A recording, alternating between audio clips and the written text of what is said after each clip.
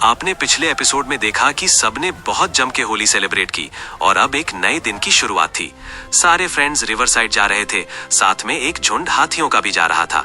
जंगल में परिंदों की चहचहाट थी और सब खुशी खुशी अपनी मंजिल की ओर बढ़ रहे थे। तभी रास्ते के बीचों बीच बिछी रेल की पटरियों के पास एक अजीब सी हलचल हुई। जमीन पर मौजूद एक छोटे से कीचड़ वाले गड्ढे का पानी कांपने लगा। पटरियों से एक तेज और गहरी थरथराहट गूंजने लगी। लियो ने फौरन रुककर पीछे देखा। उसके कान खड़े हो गए थे, जैसे उसे किसी बड़े खतरे का एहसास हो गया हो। उसकी नजरों के सामने दूर क्षितिज पर एक विशाल हाई स्पीड मॉडर्न ट्रेन बिजली की रफ्तार से उनकी तरफ आ रही थी।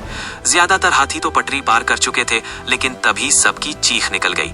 एक नन्हे बेबी एलिफेंट का पैर पटरी के बीच बुरी तरह फंस गया था। वो मासूम बच्चा घबराकर अपना पैर खींचने की कोशिश कर रहा था, लेकिन वो टस से मस नहीं हो रहा था। ट्रेन ने एक जोरदार हॉर्न बजाया। बड़े हाथी बदहवास होकर अपने बच्चे को बचाने की कोशिश कर रहे थे, लेकिन वो लोहे का राक्षस अब कुछ ही मीटर की दूरी पर था। पूरे जंगल में डर और खौफ छा गया था। जहां पिप और बेला जैसे दोस्त डर के मारे कांप रहे थे, वहीं लियो के कदम पीछे नहीं हटे। उसने एक जोरदार दहाड़ मारी और सीधे पटरियों पर कूद गया। वो उस विशाल ट्रेन के सामने एक ढाल बनकर खड़ा हो गया। लियो ने मन ही मन ठान लिया, मुझे अपने जंगल परिवार को बचाना ही होगा।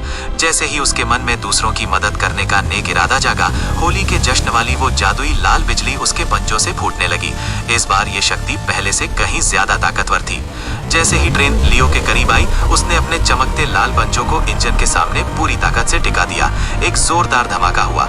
हर तरफ लाल चिंगारियां और ऊर्जा की लहरें दौड़ गईं। जमीन के पत्थर उड़ने लगे, रेल के पहियों से काला धुआं निकलने लगा और लोहे के घिसने की आवाज आई। लियो के पैरों के नीचे की जमीन दरकने लगी, लेकिन वो चट्टान की तरह डटा रहा। आखिरकार वो विशाल ट्रेन उस नन्हे हाथी के बच्चे से बस कुछ ही इंच की दूरी पर पूरी तरह रुक गई। बेबी एलिफेंट बिल्कुल सुरक्षित था। माँ हाथी की आंखों में राहत के आंसू थे। उसने अपनी सूंड से लियो को सहलाया और उसका शुक्रिया अदा किया। लियो के पंजों से अब भी लाल ऊर्जा की हल्की लपटें निकल रही थीं और वो एक सच्चे महानायक की तरह चमक रहा था। तो इस एपिसोड में आपने देखा कि लियो को जिनी ने क्या पावर्स दी थी। उन पावर्स का सही इस्तेमाल करके उसने बेबी एलिफेंट की जान बचाई। लियो ने अपनी शक्ति तो पहचान ली है, लेकिन क्या होगा अगले एपिसोड में, जानने के लिए सब्सक्राइब करें।